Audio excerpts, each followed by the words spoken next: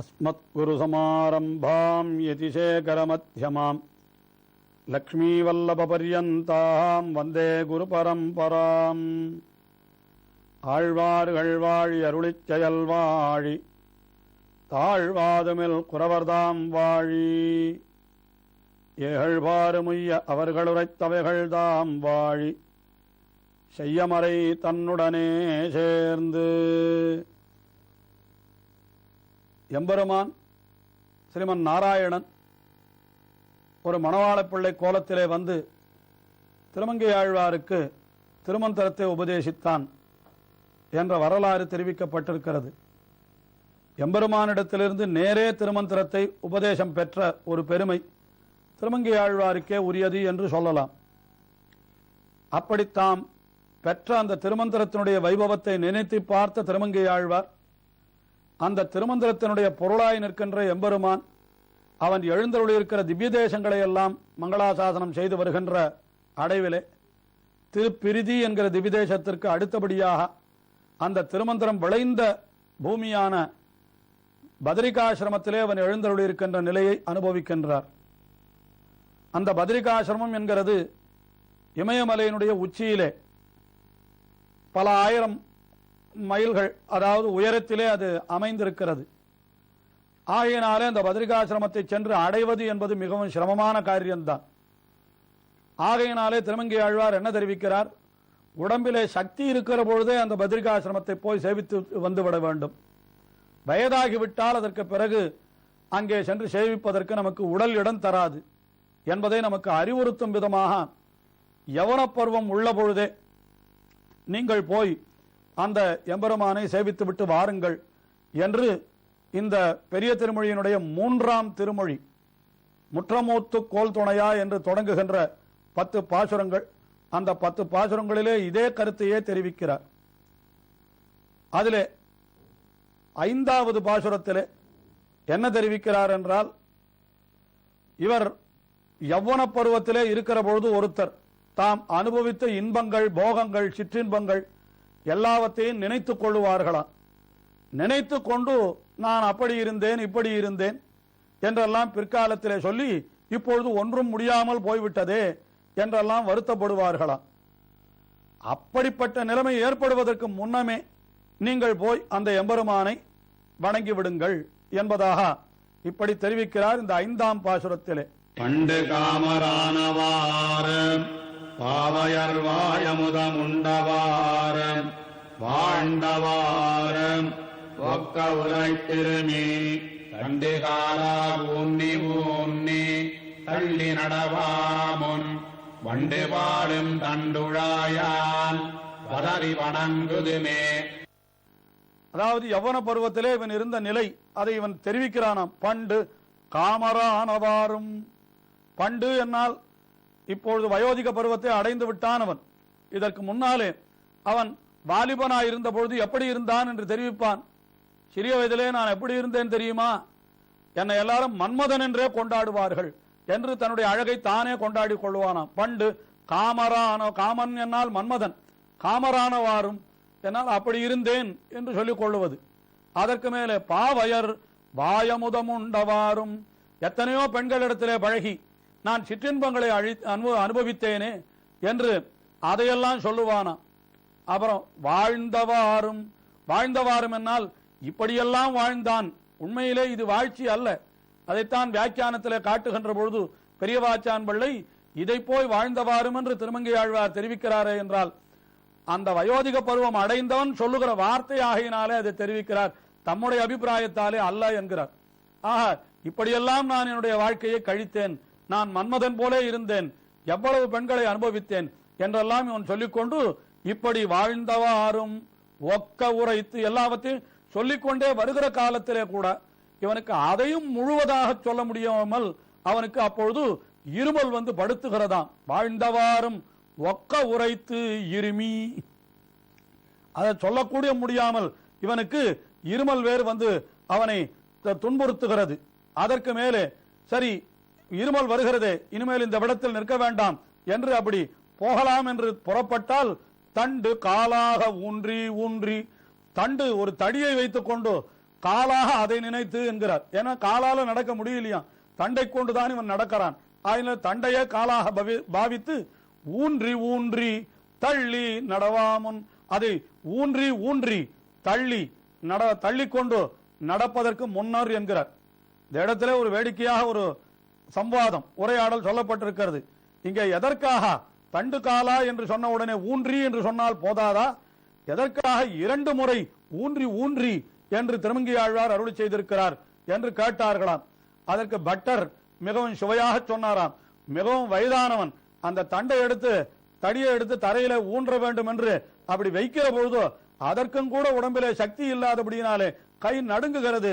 ஆயினாலே ஊன்றி ஊன்றி என்னால் மறுபடியும் அப்படி தட்டி தட்டி அந்த தண்டை வைக்கிறானே, அதைத்தான் ஊன்றி ஊன்றி என்று ஆழ்வார் 2 தடவை சொன்னார் என்று பட்டர் மிகவும் சுவையாக சொன்னாராம்.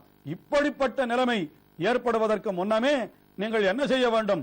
வண்டு பாடும் தண்டுழாயான் என்று வண்டுகள் எல்லாம் மிகவும் மகிழ்ச்சியோடு பாடிக்கொண்டிருக்கக்கூடிய, அதாவது திருத்துழாய் மாலையை அணிந்த அந்த எம்பெருமானுடைய வதரி, அதை நீங்கள் போய் வணங்குங்கள் என்று இப்படி, அதாவது இளமை கெடுவதற்கு முன்னமே நீங்கள் பத்ரிகாசிரமத்திற்கு சென்று விடுங்கள் என்று இந்த பாசுரத்திலே தெரிவித்தவர் மறுபடியும் அடுத்த பாசுரத்திலேயும் அதே அர்த்தத்தை தான் இப்படி தெரிவிக்கிறார். அதாவது இந்த மூப்பு என்று வந்துவிட்டால் அது என்னவெல்லாம் நம்மை படுத்துகிறது என்பதை நாம் அனுபவபூர்வமாக உணரத்தான் போகிறோம். ஆனால் அதற்கு முன்னமே அது நமக்கு இப்படியெல்லாம் வந்து நம்மை படுத்தும் என்று காட்டி கொடுத்து விட்டால் இவர்கள் விரைவிலேயே போய் அந்த எம்பெருமானை வணங்க மாட்டார்களா என்கிறபடியினாலே மறுபடியும் அதையே தெரிவிக்கிறார் 6வது பாசுரத்திலே. இழைத்துடலாம் பித்தர் போல சித்தந்தேராய் பேசியராமுன் அத்தனெந்த யாதிமூர்த்தி ஆழ்கடலை கடைந்த மைத்த சோதி எம்பெருமான் பதறி வணங்குதுமே. எய்த்த சொல்லோடு ஈழை ஏங்கி என்றார். எய்த்த சொல்லு என்றால் என்ன? அப்படியே தீன சுரத்திலே வருகிறது. வாயிலிருந்து சொற்கள் எல்லாம் வயதாகிவிட்டால் நன்றாக பிடித்து பேச முடிவதில்லை அல்லவா?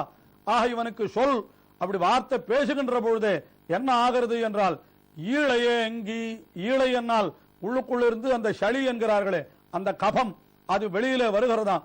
இப்படி எய்த்த சொல்லோடு ஈழையேங்கி இருமி இழைத்து, இருமி அவனுக்கு இருமல் வேறு வருகிறது, அதற்கு மேலே இழைத்து என்றால் இவன் இருமியே இழைத்து போகிறானாம். காரியம் செய்து அல்ல, வாயால வார்த்தை பேசி அல்ல, இருமலாலேயே இவனுடைய உடல் இழைத்து போகிறதாம். இப்படிப்பட்ட ஒரு தாழ்ந்த நிலை இந்த உடலுக்கு வயதான காலத்திலே வந்து விடுகிறது.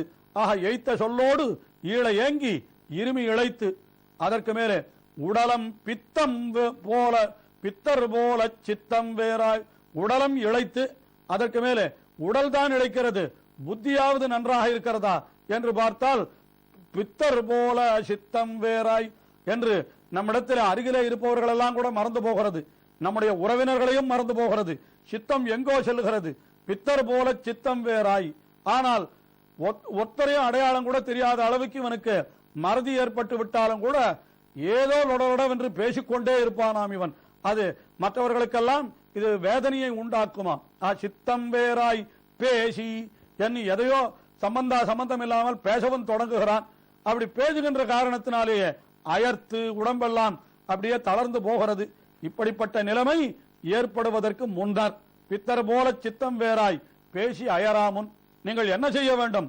அத்தன் எந்தை ஆதிமூர்த்தி என்று சொல்லப்படுகின்ற அந்த எம்பெருமான், அத்தன் என்றால் நமக்கெல்லாம் சுவாமி எஜமானன் அவன்தான், எந்தை என்றால் அவன்தான் நமக்கெல்லாம் தகப்பன், அவன்தான் ஆதிமூர்த்தி, மைத்த சோதி எம்பெருமான் என்று நல்ல கரிய நிறத்தை உடையவனாய் பெரிய தேஜஸை உடையவனாய் அப்படி இருக்கக்கூடிய அந்த எம்பெருமான், அப்படிப்பட்ட எம்பெருமான் எழுந்தருளி இருக்கிற அந்த வதரி என்று இப்படி என்ன சொல்லுகிறார்?